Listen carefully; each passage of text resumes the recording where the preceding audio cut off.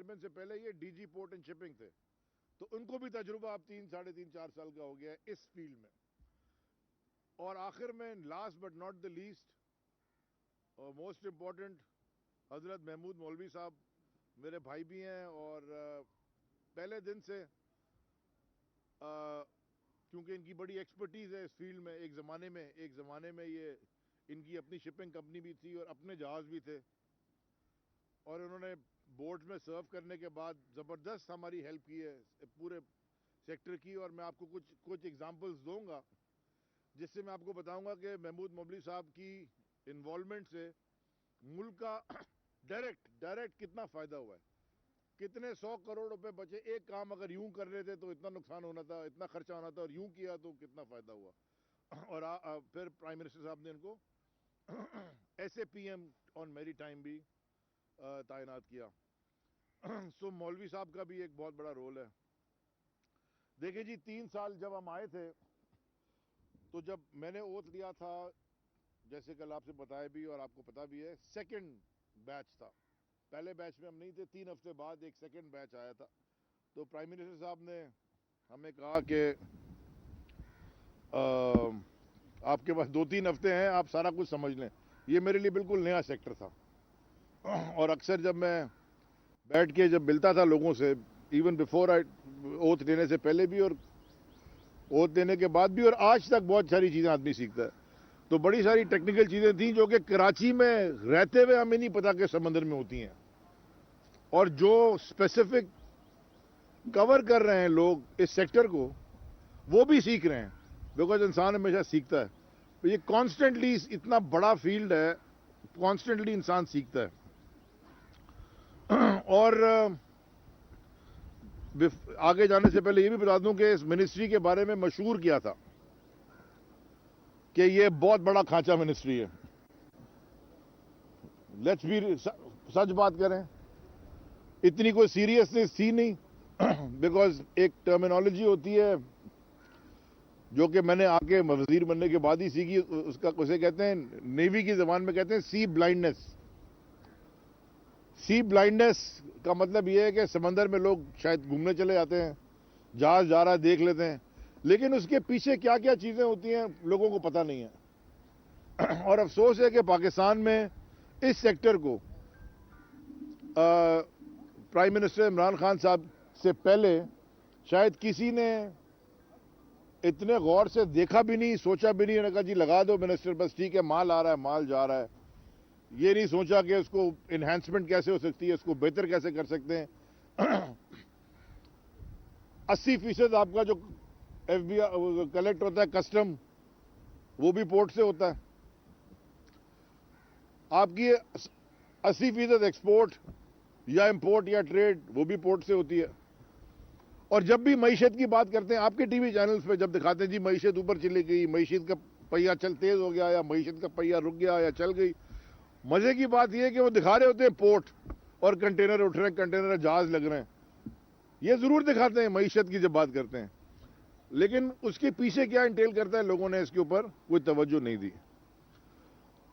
تو پہلی چیز جب ہم آئے تو جب ہم نے ریسرچ کی تھوڑی، تو ہمیں ایک لفظ سیکھا، بلو اکانومی. جب اس کے اوپر ریسرچ کی،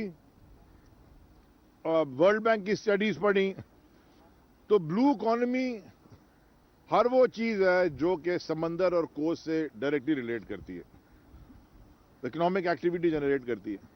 تو آپ کے پورٹس ہو گئے، بلو اکانومی کا حصہ ہے.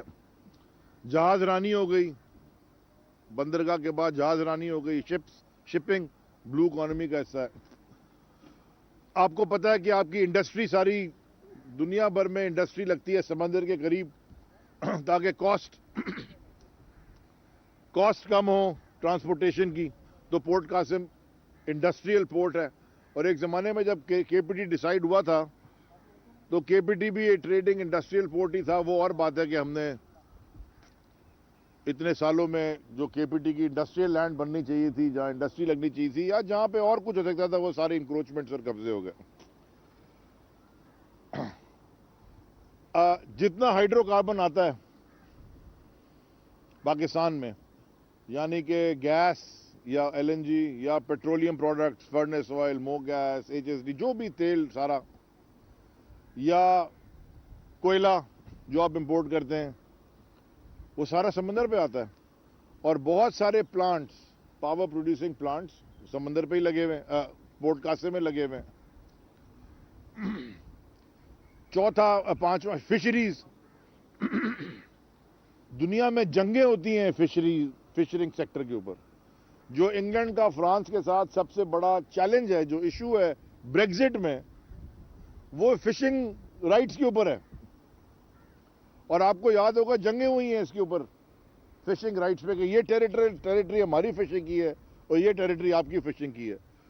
کیونکہ باؤنڈری سمندر میں ڈیفائن کرنا مشکل ہے. یہاں تو آپ فینس لگا دیتے ہیں نا, سمندر میں تو نہیں لگا سکتے. اکثر پکڑی جاتی ہیں ہماری کشتیاں, وہ ذرا سا ادھر چلے گئی, وہ انڈین والے بارڈر انڈیا پکڑ لیتے ہیں, اور ہم بھی انڈین کی کشتیاں بہت ساری پکڑ کے ریسٹ کرتے ہیں جو ہماری طرف آ جاتی ہیں. تو fisheries is a big sector. Array Vietnam کی فشریز ایکسپورٹ $9 بلین پہ پہنچ گئی ہے.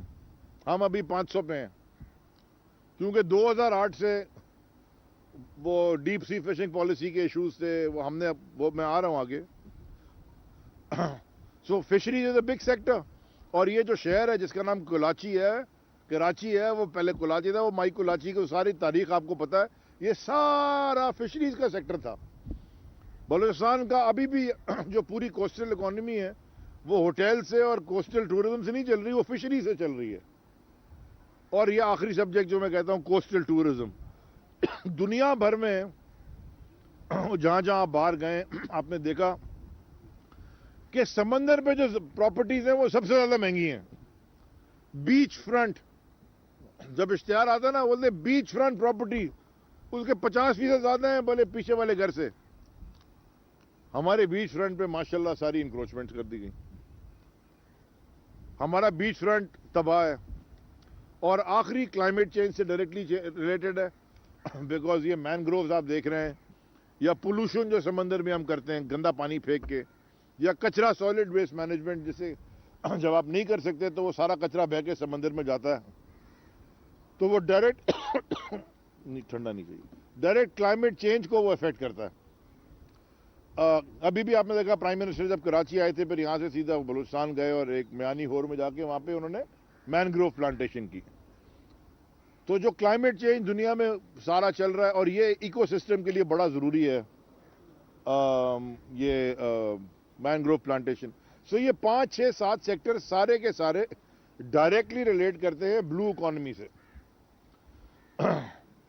ہم نے جی باری باری کچھ چیزیں شروع کی. اب میں آ جاتا ہوں کہ ہمیں کیا ملا تھا. میں نے آپ کو بریف تھوڑا سا کر دیا ہے, اور بتا دوں اس میں.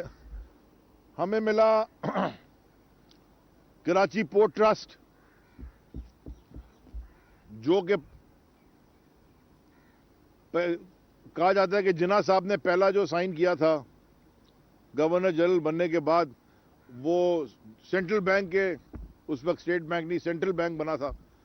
اور وہ بنا تو نہیں تھا کیونکہ پیسے تو ہندوستان سے شروع میں پرنٹ ہو کے آ رہے تھے, لیکن سیٹ کرنے کے لیے پہلا گورنر اسٹیٹ بینک یا گورنر سینٹرل بینک, اور دوسرا جو نوٹیفیکیشن سائن کیا تھا وہ چیئرمین KPT کا تھا, کیونکہ اکانومی کے اوپر بیس تھا, وہ انڈرسٹینڈ کرتے تھے. ہمیں KPT ملا جس کے اندر اوور امپلائمنٹ ہے. ہر وقت سوشل میڈیا کے اوپر ایک چل رہی ہوتی ہے کہ جی دیکھیں جی کراچی والوں کو نہیں دے رہے. اگر کراچی والوں کی تعداد, اور میں خود کراچی والا ہوں, تو ایسے تو نہیں ہو سکتا کہ میں بولوں کہ جی میں کراچی والوں کو نوکری نہیں دوں گا. میں کلیئر کر دوں چیزیں ساتھ ساتھ. یہاں 70 75 کتنے 80% ہے آپ کا, یو کراسڈ. جو امپلائمنٹ ہے وہ اربن سندھ کی اور کراچی کی زیادہ لوگ ہیں. اگر کراچی کے اندر کوئی پٹھان بھائی رہتا ہے اور اس کا ڈوموسائل کراچی کا, میں اس کو کراچی والا تسلیم کروں کہ نہیں کروں, کیا کروں؟ میں کیا بولوں, تم کراچی والے نہیں ہو؟ جو 3 جنریشن سے یہاں رہ رہا ہے, دادا باپ بیٹا بھی نوکری کر رہا ہے, وہ کراچی والا ہی ہے. ایسے تو پھر کوئی بھی کراچی والا نہیں ہے. تو جو کراچی میں رہ رہے ہیں وہ کراچی والے ہیں بھائی. سو کراچی والوں کی تعداد اتنی ہے. اور KPT کا ایکسٹرنل فائنینشیل آڈٹ 2010 سے ہوا ہی نہیں ہے, ہوا ہی نہیں تھا. تو اگر آ کے یہ کہہ دیں کہ جی ہم نے اتنا فائدہ کیا اتنا نقصان کیا, جی مان لیتے ہیں آپ کی بات, یہی کہہ سکتے ہیں نا, مان لیتے ہیں, کیونکہ کھول کے تو دیکھا ہی نہیں کہ جو وہ کہہ رہے ہیں ٹھیک ہے کہ نہیں ٹھیک ہے. ارے آپ کہہ رہے ہیں کہ جی کیمرے میں آپ کو کہہ دیں کہ اس کیمرے میں ٹیپ لگا ہوا ہے, میں آپ کی بات مان لوں گا. جب تک میں کھول کے نہیں دیکھوں کوئی ٹیپ ہے کہ نہیں ہے, یا کوئی ڈرائیو میں آپ ریکارڈ کریں نہیں کریں, میں آپ کی بات ہی مانوں گا. لیکن سرکار کے ادارے ایسے نہیں چلتے. انکروچ ہوئی بھی چیزیں, کانٹریکٹس غلط, زمین کی لیزوں پہ دبا کے 2 نمبریاں, دبا کے 2 نمبریاں, غلط چیزیں ادھر ادھر بانٹی ہوئی. سٹے آرڈر پہ کوئی 900 تو کیسز ہیں اس وقت کے پی ٹی جس کے اوپر کر رہی ہے, اس میں سے 700 کے قریب کیسز زمین کے ہیں, لینڈ کے اوپر کیسز ہیں. 6 مہینے کے لیے دیا تھا ویئر ہاؤس بنانے, وہاں بلڈنگ بنی ہوئی ہے, وہ سٹے آرڈر ہو گیا ہے, انہوں نے آگے لیز بھی بنا کے بیچ دی, لوگ رہ بھی رہے ہیں, تھرڈ پارٹی انٹرسٹ کریٹ ہو گیا. 10 سال ہو گئے, 15 سال ہو گئے, لو جی کیس چل رہا ہے. جو نئی شادی ہو کے آئے تھے ان کے بچے 15 سال کے ہو گئے اسی اپارٹمنٹ میں, وہ کہہ رہے ہیں جی اب تو سٹے آرڈر والے بھی روکے ہیں, بڑا ہمارے پاس تو لیز ہے, تھرڈ پارٹی انٹرسٹ کریٹ ہو گیا. ہاں, اور ایفیشنسی ایکچوئل پورٹ آپریشنز کی ایفیشنسی, ٹگز پرانی 30 35 بی پی کی ٹگز, دنیا کہیں اور چلی گئی ہے. جو ٹھیک ہو رہی ہیں وہ ورک شاپ بند, کے پی ٹی کا ورک شاپ پچھلے 14 سال سے بند ہے. ہم تو نہیں تھے 14 سال سے میرے وزیر, ہم کیا کرا ہم نے وہ ہم آپ کو بتانے جائیں گے. 14 سال سے ورک شاپ بند ہے, چھوٹے چھوٹے کام کرتے ہیں, 1302 بہانے آپ کو دے دیں گے اس لیے بند ہے. یہ کوئی نہیں بتائے گا کہ چل کیسے سکتا ہے, مگر بند ہے. اس کے بعد آ جائے پورٹ قاسم. اب پورٹ قاسم اس وقت پریمیئر پورٹ بن گیا ہے پاکستان کا.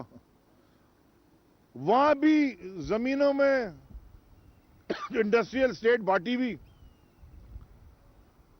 لوگوں نے پوری پیمنٹ کی, ان کو زمینیں نہیں ملی ہوئی. پانی میں زمینیں بیچی ہوئی ہیں. آپ آئے, آپ نے پیمنٹ کر دی, زمین ہو گئی, کاغذ ہو گیا, بولے سر زمین کہاں ہے, بولے وہ تو ابھی ریکلیم کریں گے. وہ 20 سال سے گھوم رہے کاغذ لے کے کہ یار ابھی کیا ہو گیا. لوگوں نے دونوں طرف سے 10% 15% دیا اور سٹے آرڈر لے لیا. اب 200-300 ایکڑ پہ بیٹھے ہوئے ہیں, انڈسٹریل لینڈ, کوئی ایشو لگا کے سٹے آرڈر لے لیا, بیٹھے ہوئے. ایک صاحب 500 ایکڑ پہ بیٹھے ہوئے ہیں, 500 ایکڑ پہ سٹے آرڈر ہے. آپ ان سے پوچھیں گے تو ایسا لگے گا یہ بالکل ٹھیک کہہ رہے ہیں, آپ پورٹ قاسم سے پوچھیں گے آپ کو ایسا لگے گا بالکل ٹھیک کہہ رہے ہیں. دونوں ہی ٹھیک کہہ رہے ہیں, تو پھر سولوشن کیسے ہے؟ 2008 سے ان کا بھی فائنینشیل آڈٹ نہیں ہوا تھا. ایچ آر کے ایشوز ایک کے بعد ایک آدمی 3 چارجز پہ بیٹھا ہوا. میں سوچوں کہ میں وزیر ہوں اور مہینے کا خرچہ نہیں چل رہا, اور صاحب آ رہے ہیں جتنے کی کفلنگ لگائے ہوئے ہیں اتنا میری تنخواہ ہے مہینے کی. ماشاءاللہ بڑا مزہ آیا سب کو یہاں پہ, بالکل سچ بات بولوں گا, جھوٹ نہیں. پی این ایس سی, کیونکہ پی این ایس سی ایک پبلکلی ٹریڈڈ ادارہ ہے, مانے کہ 13% اس کا اسٹاک ایکسچینج میں ٹریڈ ہوتا ہے, تو آڈٹ اس کا ہر سال ہونا ضروری ہے, ہوا ہے. اور ریلیٹیولی ان دونوں آرگنائزیشن سے مینجمنٹ بہتر ہے, ریلیٹیولی بہتر ہے.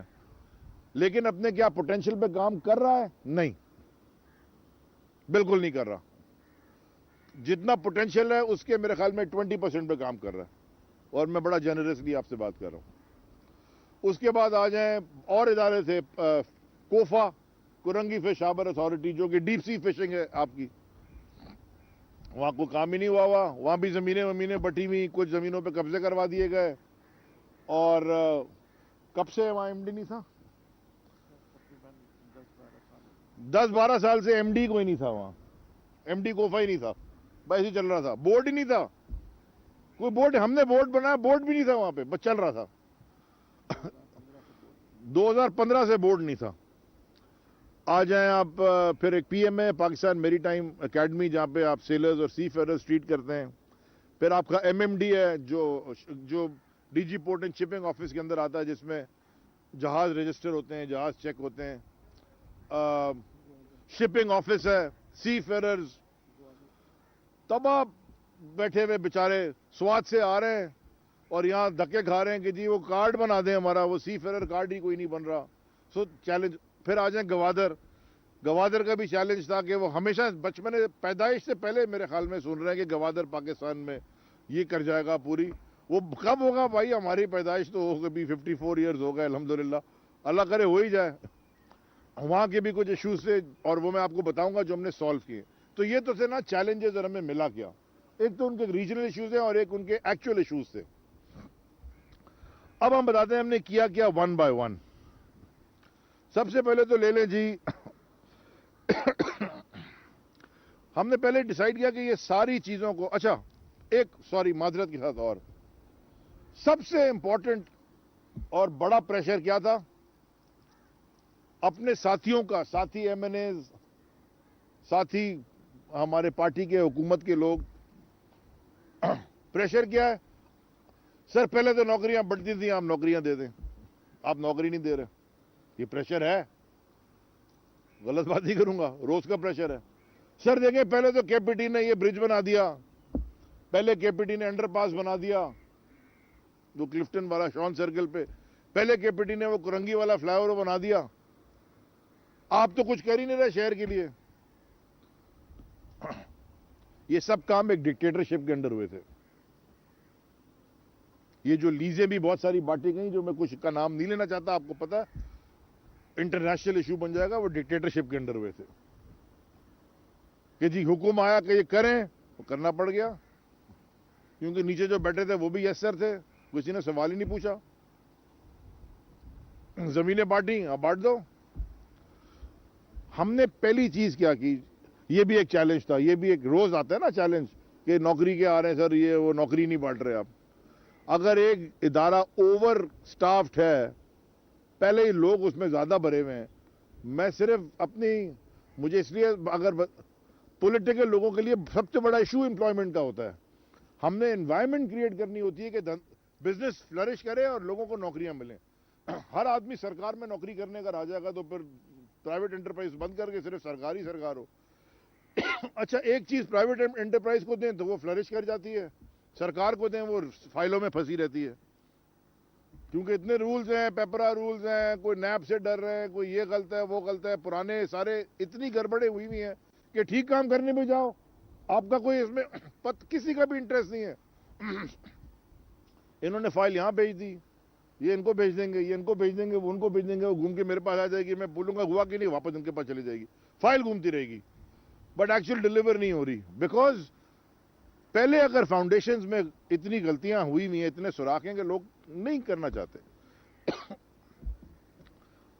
इससे पहले कि मैं सिर्फ ये बता दूं कि पाकिस्तान की तारीख में यह भी पहली दफा हुआ है कि जहाज फंसा और बगैर टूटे निकला।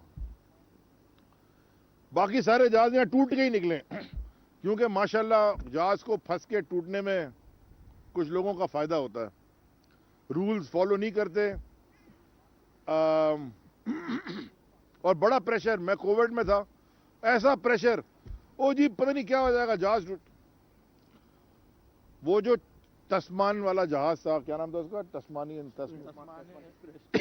स्पिरिट, वो जहाज जो था वो ऑयल टैंकर था। वफाकी वजीर बहरी उमूर अली जैदी कराची में मीडिया से गुफ्तगू कर रहे हैं। उनका यह कहना था कि मुल्की मैशत का ज्यादा इन्हिसार समंदरी तजारत पर है। मौजूदा हुकूमत बहरी उमूर पर तवज्जो दे रही है। PTV ताज़ा तरीन।